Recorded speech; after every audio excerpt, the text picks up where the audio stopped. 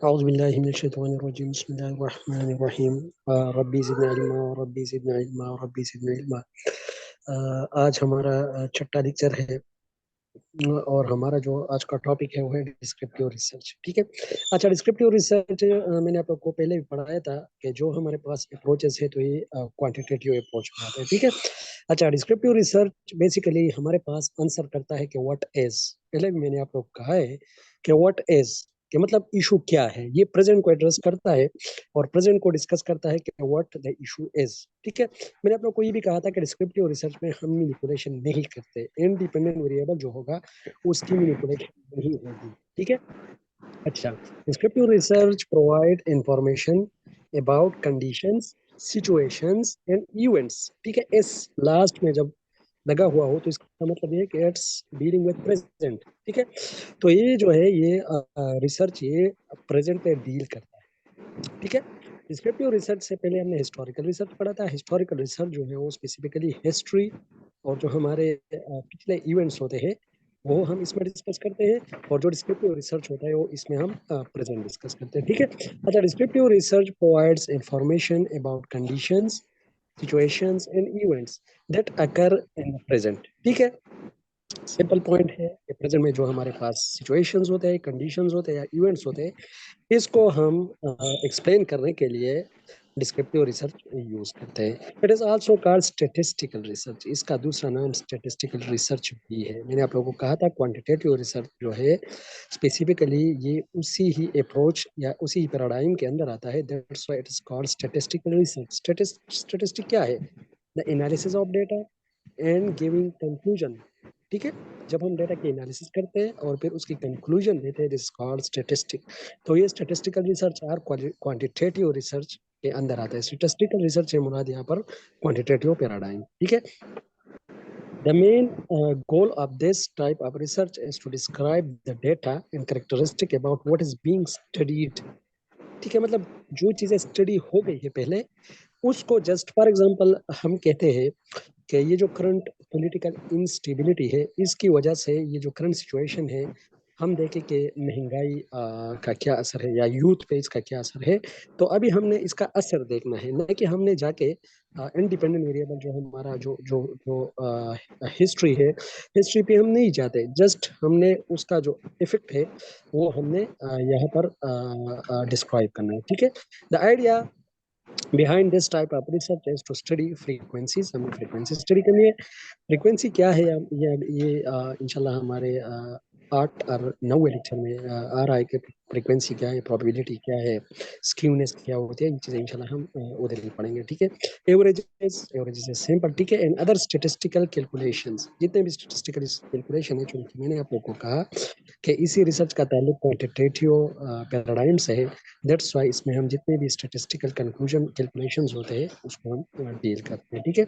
although this research is highly accurate, इसलिए accurate है कि चूंकि इसकी जो जनरलाइजेशन है वो भी ज्यादा होती है। क्योंकि मैंने आप लोगों को कहा था कि क्वांटिटेटिव रिसर्च जो है स्पेसिफिकली उसकी जो जनरलाइजेशन है वो थोड़ी ज्यादा होती है as compare to qualitative research. ठीक है। अच्छा, it does not gather the causes behind a situation. ठीक है। ये काजेस पे नहीं जाता। मैंने पहले भी आपको कहा है कि ये काजेस को टच नहीं करता, काजेस को डिस्कस नहीं करता। ये जस्ट जो चीज अगर हुई है उसको ही स्टडी करते हैं और उसको ही टच करते हैं। ठीक है।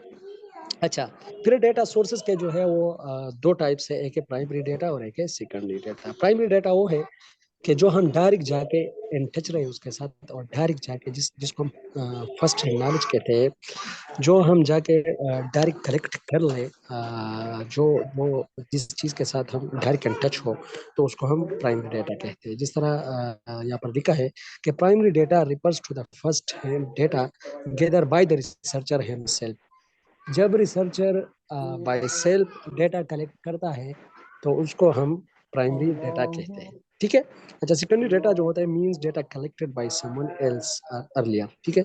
किसी और बंदे ने रिसर्च किया है, किसी और बंदे ने डेटा कलेक्ट किया है और उसी डेटा को सोर्स बनाते हुए जब आप रिसर्च करते हो, इट मीन कि you are using the secondary data source. ठीक है। और हिस्टोरिकल रिसर्च जो होता है वो हमेशा ज्यादातर हम सेकेंडरी सोर्स को ही यूज करते हैं, क्योंकि ऑलरेडी चीजें अवेलेबल होती है फाइल फॉर्म में, डॉक्यूमेंट फॉर्म में, ठीक है। उसको हम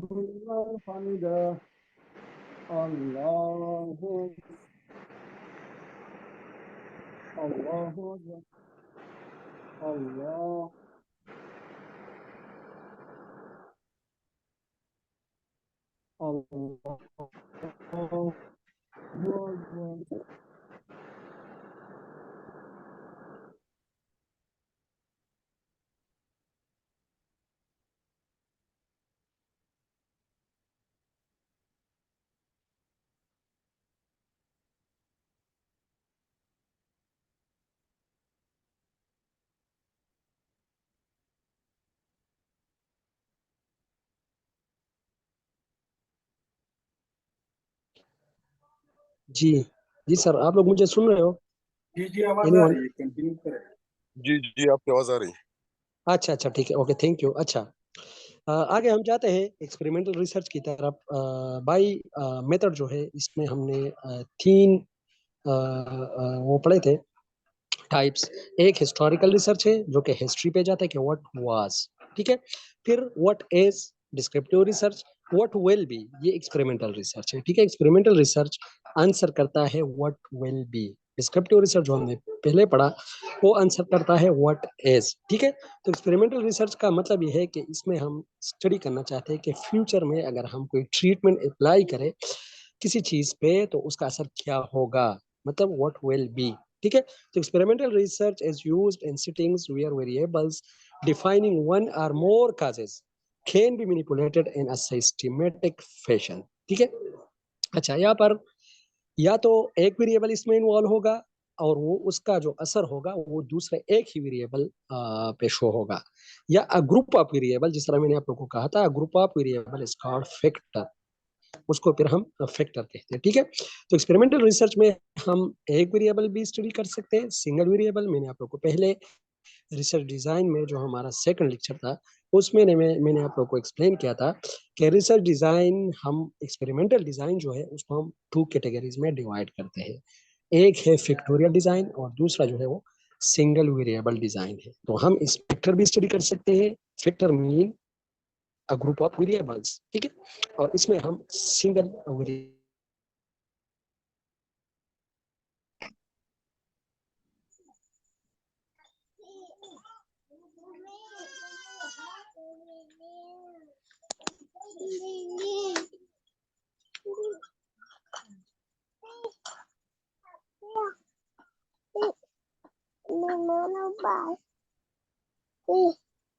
अच्छा, मैं थोड़ा अगेन डिस्कनेक्ट हुआ था, पता नहीं नेट में क्या मसला है, बार बार डिस्कनेक्ट होता है। ठीक है, ओके।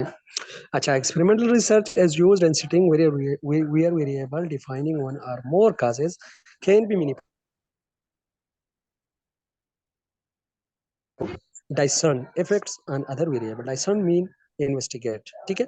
एक वेरिएबल का असर और इफेक्ट जब हम दूसरे वेरिएबल पे इन्वेस्टिगेट करते हैं और डिसर्न करते हैं तो उसको हम क्या कहते हैं, एक्सपेरिमेंटल रिसर्च कहते हैं, ठीक है। एक्सपेरिमेंटल रिसर्च स्पेसिफिकली जो होता है वो कंट्रोल एनवायरनमेंट में ही होता है, ठीक है। कंट्रोल एनवायरनमेंट का मतलब ये है कि जहां पर किसी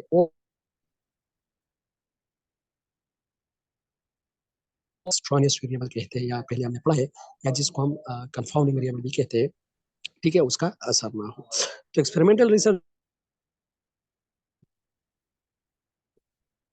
of two new textbooks using a random assignment of teachers and students to three groups। हमने तीन ग्रुप्स बनाए क्लास के अंदर सैम्पली, और नए बुक्स आए हैं। अभी हम इसकी इफेक्टिवनेस देखना चाहते हैं। तो क्या हुआ कि two groups for each of the new text book and one group is a control group to use the existing text book, ठीक है। एक ग्रुप का हमने कंट्रोल रखा और दो ग्रुप जो है उस पे हमने ये जो बुक्स है वो अप्लाई किए, मतलब उसको दे दिए कि आप लोग इसको पढ़ो, या हमने फिर उसकी असेसमेंट की। जब असेसमेंट की तो हमने फिर क्या नतीजा अखज किए, this is specifically experimental research, ठीक है। एक्सपेरिमेंटल रिसर्च में हम रेंडमाइजेशन करते हैं। एक्सपेरिमेंटल रिसर्च मैंने आप लोग को कहा भी था कि थ्री टाइप ऑफ डिजाइन होते हैं। एक या तो हम जो है फेवर एक्सपेरिमेंटल होता है जिसको हम ट्रू एक्सपेरिमेंटल कहते हैं, या काजाई एक्सपेरिमेंटल जिसको कहते हैं, आर प्री एक्सपेरिमेंटल भी होता है, ये पहले हमने पढ़ा है, ठीक है। अच्छा, आगे जो है डेवलपमेंटल रिसर्च है। डेवलपमेंटल रिसर्च का मतलब ये है कि इसमें हम स्टेजेस पढ़ते हैं, डिफरेंट स्टेजेस ऑफ ह्यूमन या ग्रोथ हम इसमें पढ़ते हैं। डेवलपमेंट स्पेसिफिकली मीन यहाँ पर अगर हम देखें, ये साइकोलॉजी में बहुत ज्यादा यूज होता है। डेवलपमेंट का मतलब ये है कि चेंज इन साइज, टेक्सचर और वेट, सॉरी वेट नहीं है, वेट हम नहीं कह सकते, आर कलर कह सकते हैं। चेंज इन साइज, टेक्सचर और कलर, ठीक है, इसको हम चेंज कहते हैं। और इसके अगेंस्ट जो हमारे पास ग्रोथ है, ग्रोथ को हम इंक्रीज कहते हैं, कि increase in height, increase in weight, ठीक है, और इंक्रीज इन साइज, ठीक है। तो ये डेवलपमेंटल रिसर्च जो है स्पेसिफिकली साइकोलॉजी में बहुत ही ज्यादा यूज होता है। और ये रिसर्च जो है लॉन्ग ड्यूरेशन के लिए होता है, बहुत ही लॉन्ग ड्यूरेशन के लिए। Oh, posso puxar, Bajei? जी, माइक ऑफ रखिए, माइक ऑफ रखो। Okay, thank you.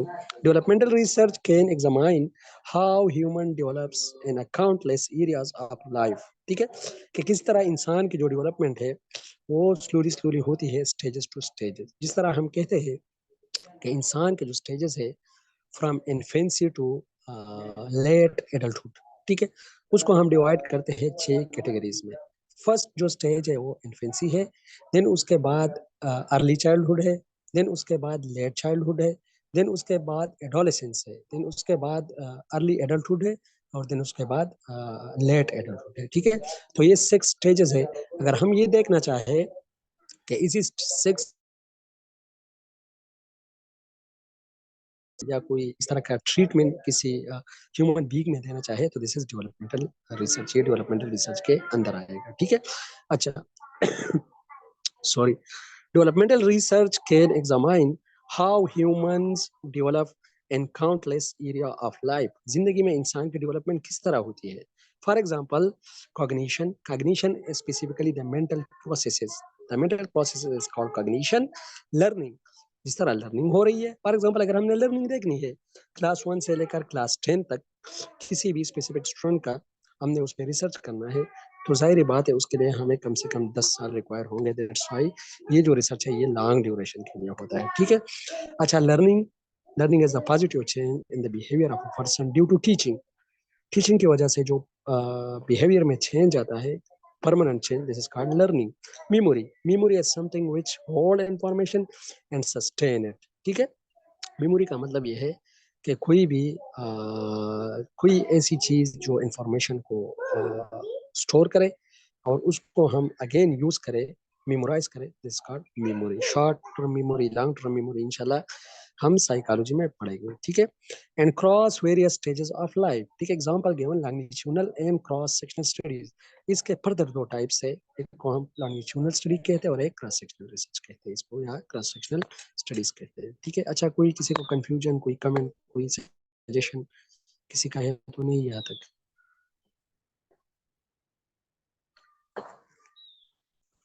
No, sir. अच्छा, ओके, देखो लॉन्गिट्यूडनल स्टडीज जो होती है, लॉन्गिट्यूडनल स्टडीज और क्रॉस सेक्शनल स्टडीज में डिफरेंस ये क्वेश्चन पूछा गया है इंटरव्यू में कि लॉन्गिट्यूडनल स्टडीज और क्रॉस सेक्शनल स्टडीज में क्या फर्क है। लॉन्गिट्यूडनल स्टडी वो होती है जिसमें हम एक ही सैंपल को different time for a long duration, different time, एक sample for a long duration, 3 चीजें होगी, एक सैंपल होगा, ठीक है, और डिफरेंट टाइम्स पे फॉर अ लॉन्ग ड्यूरेशन। जिस तरह आप लोग ये डायग्राम में देख सकते हो कि एक ही ह्यूमन की जो डेवलपमेंटल स्टेजेस है उस पर रिसर्च किया गया है। और जो मैंने आप लोग को बताया कि जो 6 डेवलपमेंटल स्टेजेस है, फर्स्ट जो हमारा स्टेज है इन्फेंसी, सेकंड जो हमारा स्टेज है this is early childhood, the third stage is the late childhood, ठीक है। और फिर उसके बाद जो स्टेज है एडोलेसेंस, फिर उसके बाद अर्ली एडल्टहुड है, और फिर लास्ट एडल्टहुड, और इसको हम, इसके बाद जो स्टेज आता है वो साइलेज होता है, मतलब 60 साल के ऊपर, ठीक है। अच्छा, तो लॉन्गिट्यूडनल स्टडी जो है स्पेसिफिकली बहुत ही लॉन्ग ड्यूरेशन, लंबे ड्यूरेशन के लिए जो स्टडी होती है इसको हम लॉन्गिट्यूडनल स्टडी कहते हैं। एल फॉर लैंगिट्यूडनल और एल फॉर लंबा। ठीक है, इसको आप लोगों ने इसी तरह ही कनेक्ट करना है।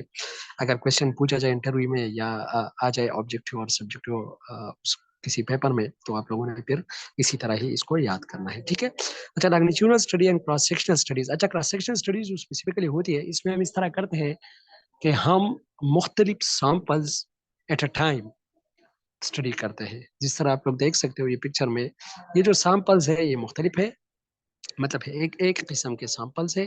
ठीक है, एक एज है स्पेसिफिकली, और उसी एज को हमने स्पेसिफिकली जो डिफरेंट सैंपल्स है वो यहाँ पर डिस्कस करना है। This is called cross sectional studies. ठीक है, तो देखो, longitudinal studies and cross sectional studies are two different types of research design. In a cross sectional study, you collect data from a population at a specific point in time.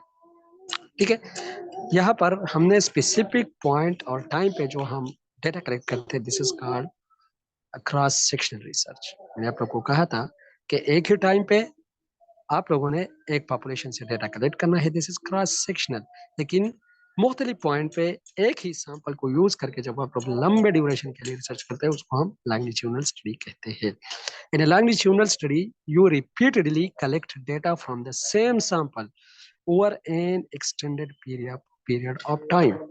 Extended period of time है, और इसमें मुख्तलिफ जो samples है उसको हम study, एक ही सैंपल को sorry extended period of time के लिए इसको हम स्टडी कर रहे हैं। तो this is called the same sample over an extended period of time. ठीक है, सैंपल की डिफिनेशन पूछी जा सकती है, it is the representative of the whole population.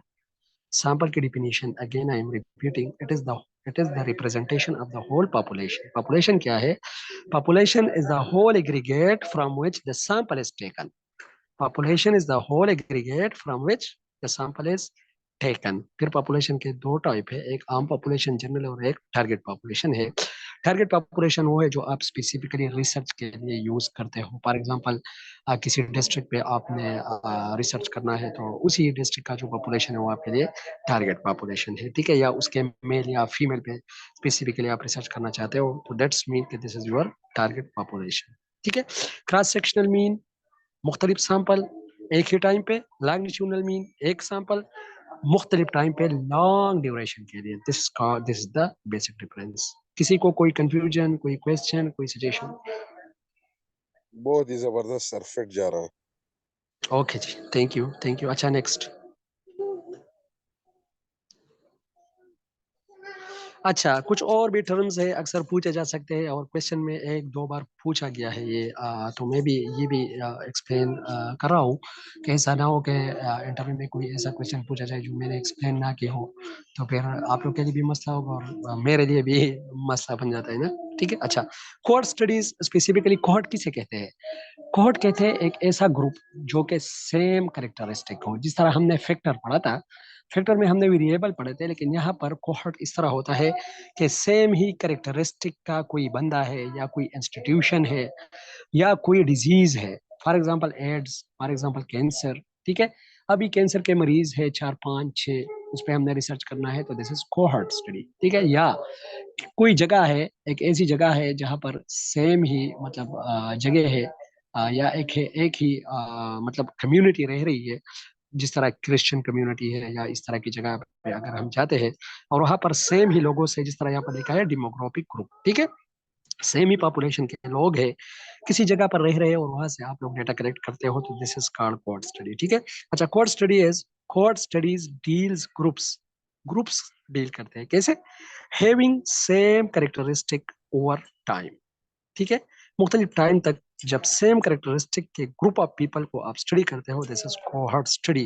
It can be people, लोग भी हो सकते हैं, रेस भी हो सकता है, डेमोग्राफिक ग्रुप भी हो सकता है, और सेम डिजीज ग्रुप, या सेम डिजीज ग्रुप को अगर आपने स्टडी करना है, फॉर एग्जांपल जिस तरह कोविड आया था, और कोविड के टाइम में अगर हमने उसी कोविड के मरीजों को या इन्फेक्शियस को अगर हम उसको स्टडी करना चाहे ग्रुप को, तो दिस अगेन कोहॉर्ट स्टडी में आती है। ठीक है, तो ये कोहॉर्ट स्टडी हो गई। अच्छा, ट्रेंड स्टडीज जो है, ट्रेंड्स का मतलब ये है कि फ्यूचर किसी चीज की, जब आप लोगों ने किसी चीज का फ्यूचर देखना है, ये ज्यादातर मार्केटिंग में यूज होता है ये ट्रेंड स्टडीज। कि फॉर एग्जांपल एक प्रोडक्ट है, उसको हमने लंच करना है, तो उससे पहले हम रिसर्च करते हैं कि ये जो प्रोडक्ट हम लंच कर रहे हैं इसका जो है असर स्पेसिफिकली क्या होगा, मतलब इसकी जो आगे जाके प्रॉफिटेबल होगा कि नहीं, प्रॉफिटेबल नहीं होगा, तो ट्रेंड स्टडीज हम फ्यूचर जानने के लिए स्पेसिफिकली करते हैं। ठीक है, this types of research is done over periodic intervals of time to know the trends और फ्यूचर अबाउट समथिंग और इश्यूज। किसी भी चीज का ट्रेंड ट्रेंड जब भी आता है तो इसका मतलब है फ्यूचर।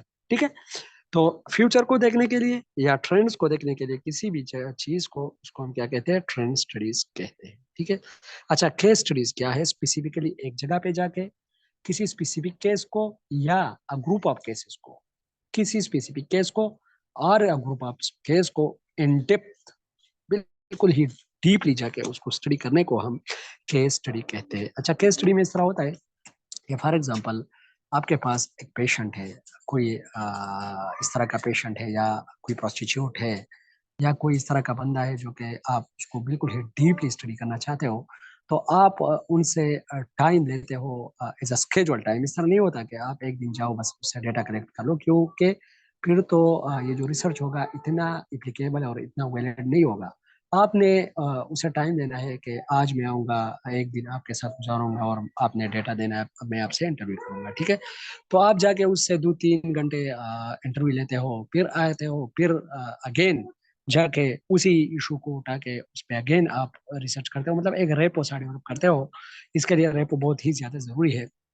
तो आपको फीडबैक देता है, अगेन आप कल जब आप चाहते हो तो फिर उससे डाटा कलेक्ट करते हो, मतलब बार बार जाके किसी भी स्पेसिफिक डेटा को आप एड्रेस करते हो, एक ही केस को या मल्टीपल केसेस को, लेकिन ज्यादा नहीं होंगे, क्योंकि केस स्टडी में इस तरह होता है कि आपने इन डेप्थ जाना होता है और किसी एक ही इशू के ऊपर अक्सर आपने स्टडी करना है। फॉर एग्जांपल अगर एक डाइवोर्स केस है, उसी डाइवर्स केस को आप स्टडी कर रहे हो कि इसके काजेस क्या है या इसके कंसिक्वेंसेस क्या होंगे, तो उसी को स्टडी करते आप मतलब टोटल जो आपका रिसर्च और थीसिस होते हैं उसी एक ही स्टडी के ऊपर होते हैं। ठीक है, अच्छा in depth investigation of a single case or limited number of cases. ठीक है, it involves a detailed description about a person, किसी बंदे के बारे में भी होना चाहिए, इवेंट, इंस्टीट्यूशन और कम्युनिटी।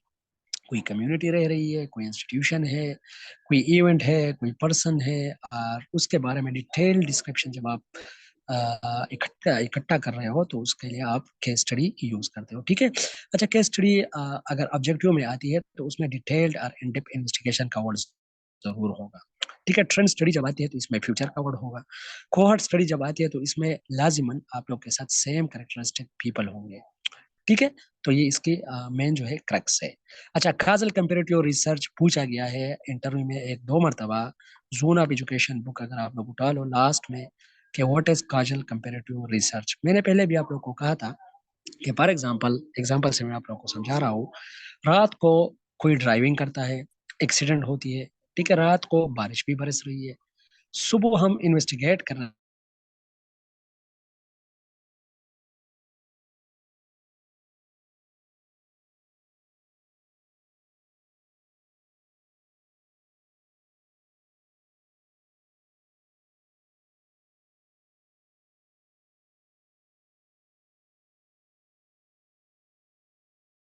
किसी भी डोमिनेंट रीजन को या किसी भी डोमिनेंट काज को जब आप उठाते हो, this is called Kajal comparative research. ठीक है, इसका दूसरा नाम है x post facto, x post facto research भी हम इसको कहते हैं। ठीक है, काजल कंपैरेटिव रिसर्च में ज्यादातर हम काजेस जो है वो कंपेयर करते हैं, या देखो दो सिचुएशन है अभी इसमें। इस तरह होता है कि या तो एक चीज ऑलरेडी हो चुकी होती है, मतलब उसका जो काज है वो हुआ है लेकिन उसके इफेक्ट का पता नहीं है। ठीक है, कि ये जो है ये काज जो है ये इफेक्ट शो करेगा, एक ये सूरत हो सकता है। या इफेक्ट शो हुआ है, जिस तरह कोविड 19 आई थी, तो कोविड 19 का जो काज था वो किसी को पता नहीं था। ठीक है, तो तो हमने क्या किया, फिर उसको बैक में जाना पड़ा, बैकवर्ड हमें जाना पड़ा कि इसके रीजन क्या है। ठीक है, तो जितने भी साइंटिस्ट है वो सर जोड़ के बैठ गए कि अभी इसके जो काजेस थे वो स्पेसिफिकली क्या थे। तो ये दो सूरतें हो सकती है, एक जगह पे आपको काज का पता है लेकिन उसके इफेक्ट का पता नहीं है, दूसरी जगह पे आपको इफेक्ट का पता है लेकिन उसके काज का पता नहीं है। ठीक है, तो काजल कंपेरेटिव रिसर्च को हम फर्दर डिवाइड करते हैं प्रोस्पेक्टिव स्टडीज और रिट्रोस्पेक्टिव स्टडीज में। प्रोस्पेक्टिव का मतलब है लुकिंग फॉरवर्ड, आगे जाना। लुकिंग फॉरवर्ड का मतलब ये है कि जो काजेज हुए हैं उसको स्टडी करना। रिट्रोस्पेक्टिव मीन के पीछे आना। लुकिंग फॉरवर्ड पीछे है ना, पीछे देखना, पीछे सर्च करना। एग्जांपल गिवन यहाँ पर जो है कि going back in decades to check the record of something. ठीक है, अच्छा। Causal comparative research at explores the possible causes of effects or existing difference in the behaviour of individual. क्या करता है, पॉसिबल कॉजेस जितने भी है, मैंने आप लोगों को पहले भी कहा कि पॉसिबल कॉजेस कितने हैं और इसका इफेक्ट कितना है। हम पॉसिबल कॉजेस देखते हैं और उससे एक काज दो हम उठाते हैं। ठीक है, अच्छा। एग्जाम्पल यहाँ पर दिया गया है कि effect of working mother of school absenteeism. कि वर्किंग मदर जो है उसके बच्चों का स्कूल एब्सेंटिज्म पर या उसके खुद फॉर एग्जांपल वो कोई जॉब वगैरह कर रही है, तो ये जो हमारे पास वर्किंग मदर है इसका एब्सेंटिज्म के ऊपर मतलब क्या इफेक्ट है। तो अगर हम ये इफेक्ट देखें तो कितने इफेक्ट आ सकते हैं, पॉसिबल इफेक्ट सबको जब हम कनेक्ट कर ले तो this is causal comparative study. ठीक है, it has further two types, दो टाइप है इसके। एक prospective studies. Prospective studies it means looking forward to the causes। Example given birth cohort studies. देखो बर्थ कंट्रोल और फैमिली प्लानिंग के जितने भी इश्यूज है वो तो हम बैकवर्ड नहीं जाते, उसको तो हम फ्यूचर को देखते हैं। अक्सर हम मतलब वो स्लोगन देते हैं कि बच्चे दो ही अच्छे, बच्चे तीन ही अच्छे, बच्चे चार ही अच्छे। मतलब ये कि प्रोस्पेक्टिव स्टडी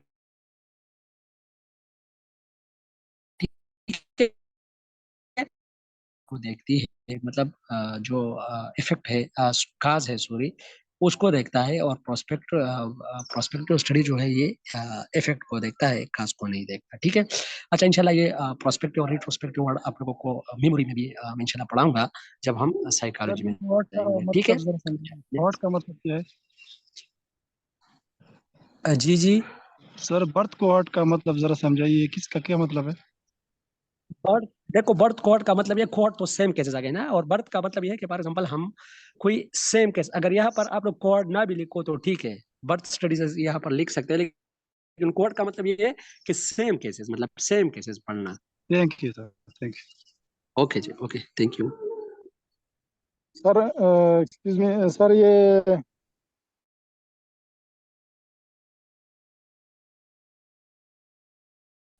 इंडिपेंडेंट वेरिएबल नहीं, ये तो एक्सपेरिमेंटल हो गया फिर ना। Influence of independent variable on dependent variable, ये तो आप फिर एक्सपेरिमेंटल रिसर्च पे जा रहे हो। ठीक है, अच्छा नहीं, पॉसिबल लेकिन काजेस इसमें सर जी जी।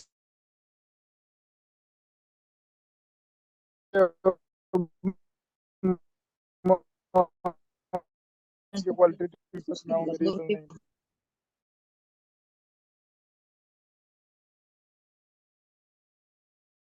नहीं।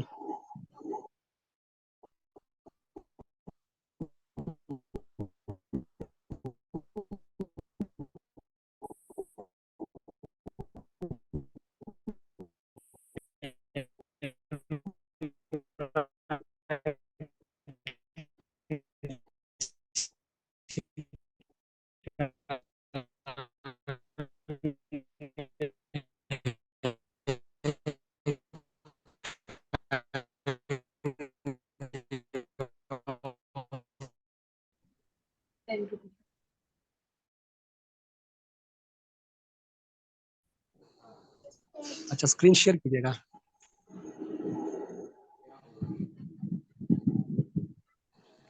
सर क्वालिटेटिव और क्वांटिटेटिव रिसर्च, इसको अपने मैं तो बीच में एंट्री हो गया हूँ, तो इसके बारे में अच्छा कुछ अगर डिफाइन तीन तो शेर है मुदस्सिर भाई। सिंपल। अच्छा, मेरा एक जो है ना उस पे मैं अपलोड करूंगा इंशाल्लाह, तो उस रिकॉर्डेड लेक्चर को आप थोड़ा फिर पढ़ लो। अच्छा, खिजरान भाई आप किधर गए, क्यों स्क्रीन स्क्रीन गायब हो गई? तीन तो शेर है मुदस्सिर, आपको शो नहीं हो रही। थोड़ा शेयर कर ले, हाँ थोड़ा पढ़ते हैं इंशाल्लाह। ये जो जितनी भी आप लोग के क्वेश्चन है ये मैं ग्रुप में आप लोग को एक्सप्लेन शेयर कर लूंगा। करें। ठीक है,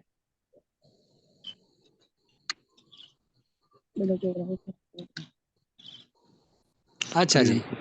क्योंकि टाइम इसमें बहुत ही रिस्ट्रिक्टेड होता है, दैट्स वाई हम रिकनेक्ट हो गए।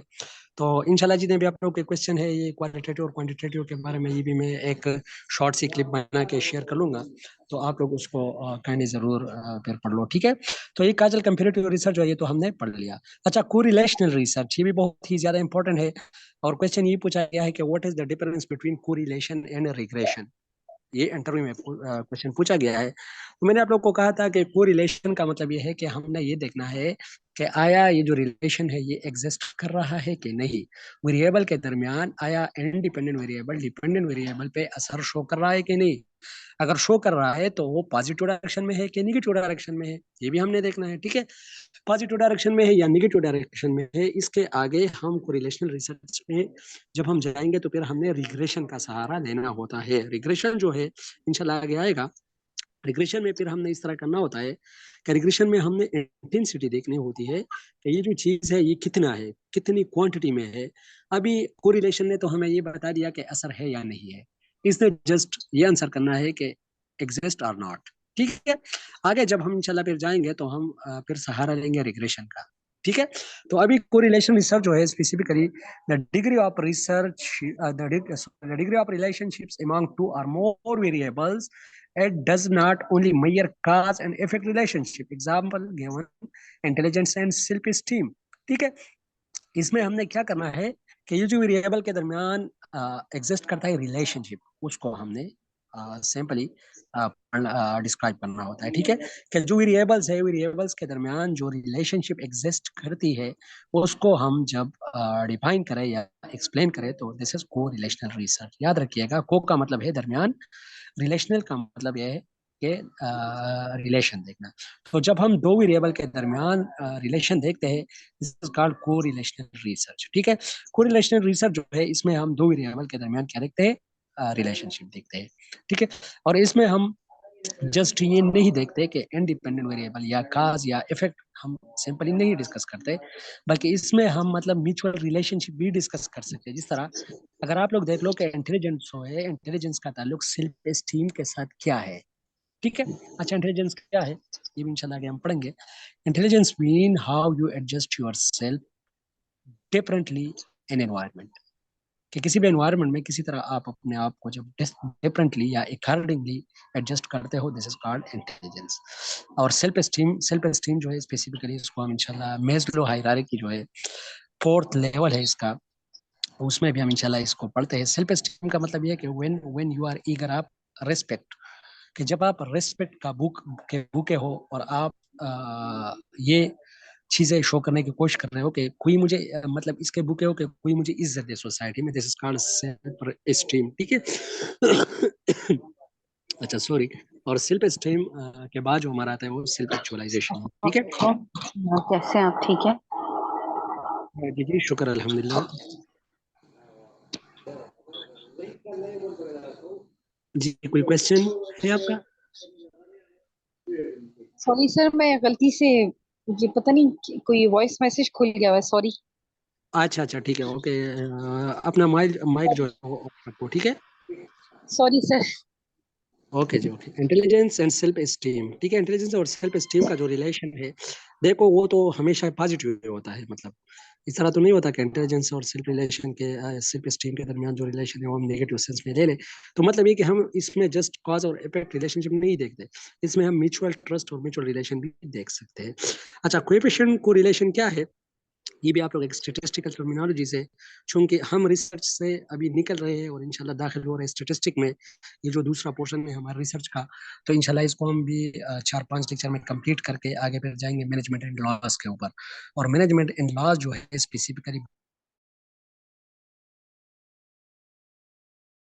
कोरिलेशन है स्पेसिफिकली, ये स्टार्ट होता है 0 से और जाता है +1 की तरफ और फिर आता है -1 की तरफ। इसका अपना एक फार्मूला है, इंशाल्लाह अगर कोई डिटेल में पढ़ना चाहते हैं या कोई स्टेटिस्टिशियन है तो उसको ये पता होगा कि कोफिशिएंट कोरिलेशन जो है, अगर ये +1 हो, फार्मूले में जब हम डेटा फिट करते हैं और जब फॉर एग्जांपल +1 आता है तो इसका मतलब है कि स्ट्रांग पॉजिटिव रिलेशनशिप है।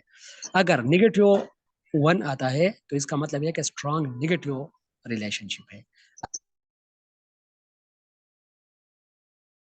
लेकिन अगर -1 से नीचे आते हैं हम या +1 से ऊपर जाते हैं, एट मीन कि हमारा जो मेजरमेंट है इसमें कोई एरर है, इसमें कोई मिस्टेक है। ये हम इसलिए करते हैं कोएफिशिएंट कोरिलेशन कि हमारा जो डेटा है क्या हम सही डायरेक्शन में जा रहे हैं कि नहीं, हम गलत डायरेक्शन में जा रहे हैं। ठीक है, कोएफिशिएंट कोरिलेशन हम रिसर्च से पहले ही करते हैं, डेटा एनालिसिस से पहले ही हम करते हैं कि हमें पता चले कि जो हम रिसर्च कर रहे हैं आया ये हम ठीक सिमत में जा रहे हैं या गलत सिमत में। अगर -1 आ रहा है इट मीन के strong inverse relationship, negative relationship, +1 आ रहा है तो इट्स मीन के स्ट्रॉन्ग पॉजिटिव रिलेशनशिप, अगर 0 आ रहा है तो इट मीन कि the relationship exist and we are neutral. ठीक है, अच्छा कोएफिशिएंट कोरिलेशन जो है it is the relationship among two और मोर वेरिएबल्स और set of data correlation coefficient.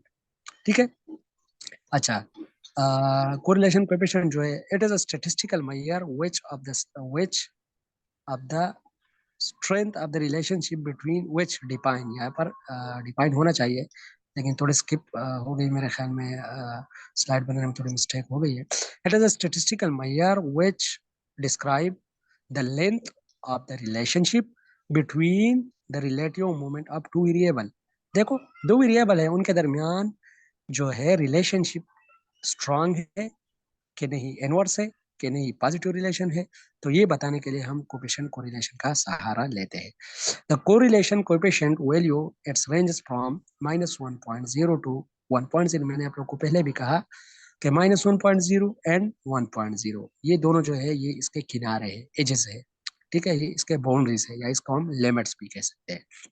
जब हम 0 से जाएंगे नीचे, जाहिर बात है -1 की तरफ जाएंगे, फिर उससे भी नीचे जाते हैं तो -2 की तरफ जाएंगे। तो जब हम -1 की तरफ पहुंचते हैं it mean negative relationship, strong negative relationship. जब हम 1 या +1 की तरफ जाते हैं it mean positive strong positive relationship.